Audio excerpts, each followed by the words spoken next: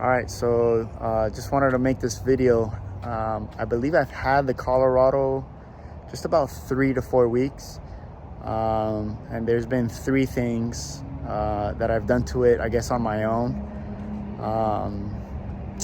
customizing it to make it more my own, or whatever you want to call it. So I'm just gonna show them in this video. So right off the bat, I did get the windows tinted. The rear windows, the rear passenger and driver, and also in the back, these windows come with 20% tints. So I had them match the front. So these two are matching. And then I actually went ahead and tinted the front windshield. I did 50%, and it helps a lot with 2 things, I guess 3. It does help with the glare of the sun. It helps with the heat, so the cab is a lot cooler. And then it gives you just a little bit of more of privacy. So you can still see through. They're not super dark or anything, but I just did want a light tint on the front for those 3 reasons. And these guys did an amazing job. If you're in South Florida, I did these at Tints R Us. They're located off of Sheridan and Okeechobee Road, I believe. We already saw the video. I have a video on the Revolver X4S, but what I want to show is underneath it. So let me get this open. All right, so one of the things I wanted on my truck was the factory bed liner.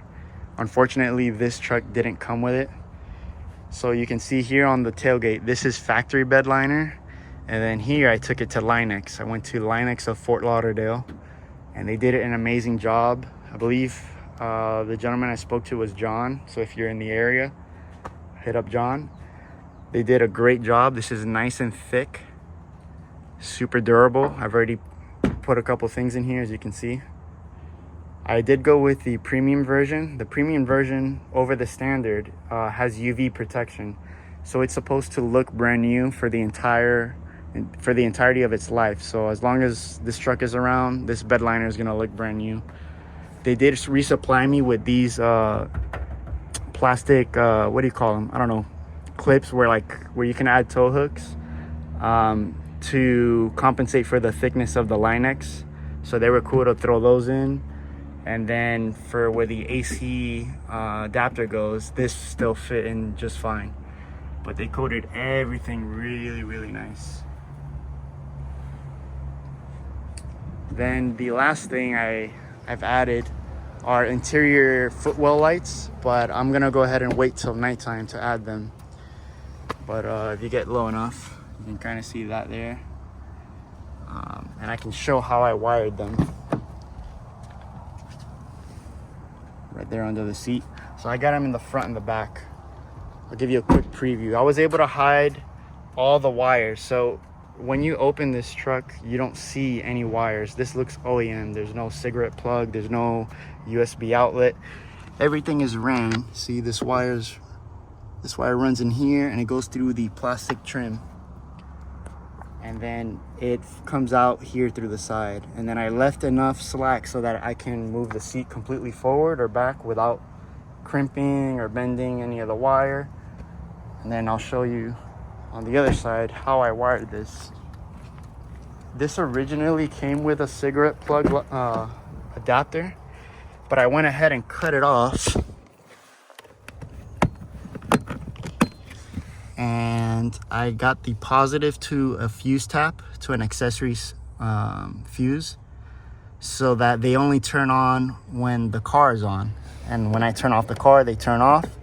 And the lights are Bluetooth controlled. So the lights that I have are the Govee interior IC lights. You can do multiple colors. When it gets night, I'll go ahead and show that. But yes, it does have a control box where you can wirelessly turn them on and off. So at nighttime, if I get in the truck and they're off, I can just go in my app and turn them on. So this is where the center console is. All the control box and everything is all tucked back here where you can't see it. And then as far as the ground wire, I ran it up here, and I'm using this bolt here as a ground. So again, I've got this as ground, and then I have the fuse tap that goes in there. So every time I turn on the truck, there's power going to the control box, and it has a memory function. So if I had it off, it's gonna be off. If I left them on, then they're gonna turn on. It also has a memory function for color. So whatever color combination I left, it's gonna remember that as well. But I'll go ahead and wait for nighttime to show how it looks. It looks incredible. But you won't get as good of effect, obviously, during the day. And you'll see here again, on the same as the other side, I did through the trim, and there's actually like a perfect groove here in the Colorado where I can run the wire there. So yeah, next time, the next clip will be the lights on the footwells. All right, let's take a look at these lights. So I turn on the truck, and then I've got Govee lights, so they have an app. I can come in here and I can just turn them on. And there's no wires anywhere. I hardwired them into the fuse tap. So everything's just controlled through my phone. I can come in here and customize the colors and whatnot. But let me just step out and give you a look from the outside. All right. So there's the front and the back.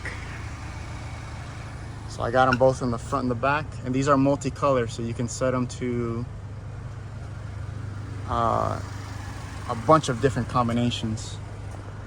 And again, front passenger from driver. There's no wires. Just like I showed before, the wire runs through the trim and it comes out right here for the back ones. So that's pretty much the 3 things that I've done so far since I got the Colorado.